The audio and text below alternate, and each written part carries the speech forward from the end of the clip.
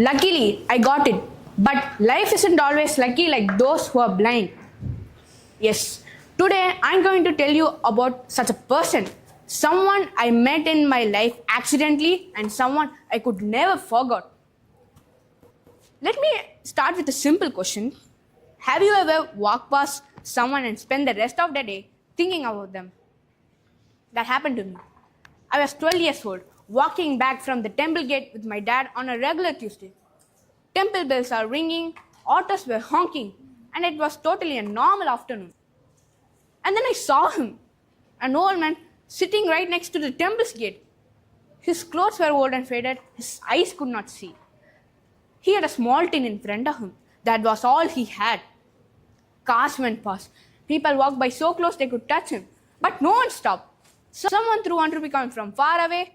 It fell in the dust, and he didn't notice it. He just sat there, listening to the thousands of people walking past. Now I want all of you to think about this morning. You woke up. You can see the sunlight. You walked to the bathroom. You brush your teeth. You looked at the mirror. You saw your own face. Now imagine, none of that. You woke up. You can't see the sunlight.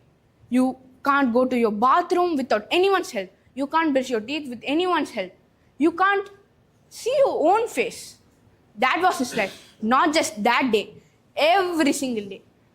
And at the top, no family, no food, no one to check on him, just a tin, just a gate, just as thousands of people walking past. Let me tell you some numbers, because numbers matters. Right now, over 700 million people live in poverty in this world. India made excellent progress. In 2011, over 27% of Indians live in extreme poverty. In 2022, that number fell down to 5.3%.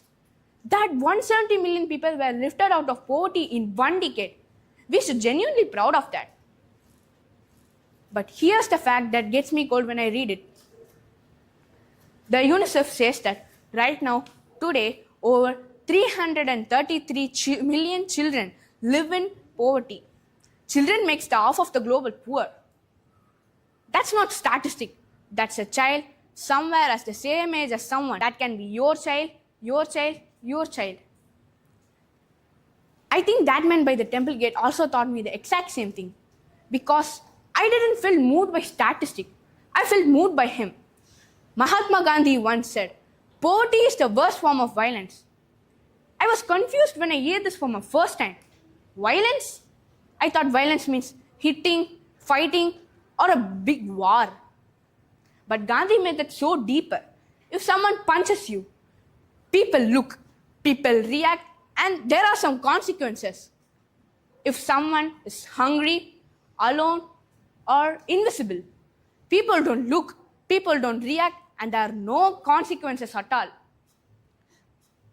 Poverty steals away your food, it steals away your money, but it also steals away that you cannot measure: your voice, your dignity, feelings that you matter.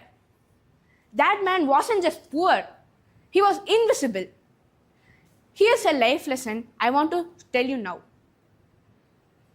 Linda Whitking, a 75 years old woman from California, after becoming homeless in 2015, she made an aim to help people living in the street.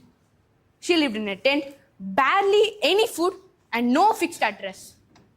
And yet, every day, she looks ways to help people who are struggling.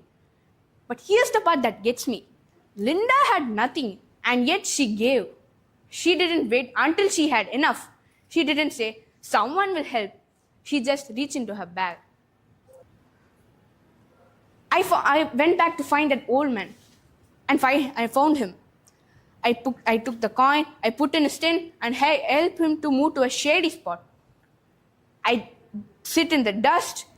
I talked simple, nothing big, but the small moment of the look on his face, the small moment of peace, like someone had finally pressed the pass button in a very loud world, I will never forget. That man wasn't just hungry, he was alone. He was stressed by keeping them all in his body because no one stopped. Now I know what you're thinking. What you're thinking is what I used to think. I'm just one kid. What actually can I do? Here's a story about a boy on a beach after a storm. The shore was covered with thousands of starfish. That boy just picked them one by one and threw it back to the sea. A man walks past and asks him, "There are thousands of starfish. How can you help them out? And what difference can it make?" That boy just bent down and took the starfish and threw it back and said, "This make a difference of that one." That boy didn't stand there crying about what he couldn't do. He just bent down and did something. Now, I will tell you what the starfish story doesn't say. After the boy started picking them all, what do you think happened? People look. They also came and they too bent and did something. That's how it works. One person stopping is not just one person stopping. It's permission. Permission for everyone who thinks they are not allowed to. You could be the first person. So here's the part I want to leave with you. Gandhi said, "Poverty is the worst form of violence." I believe it. But I also believe if poverty is violence, then kindness is resistance, not grand kindness. The small kind that costs you 5 minutes, nothing else. Stop, see someone, speak to them, help them in any way you can. Your attention, your eye contact, your simple hello is the medicine for them. It doesn't start with a big program. It doesn't start with a big report. It starts with the person who stops walking.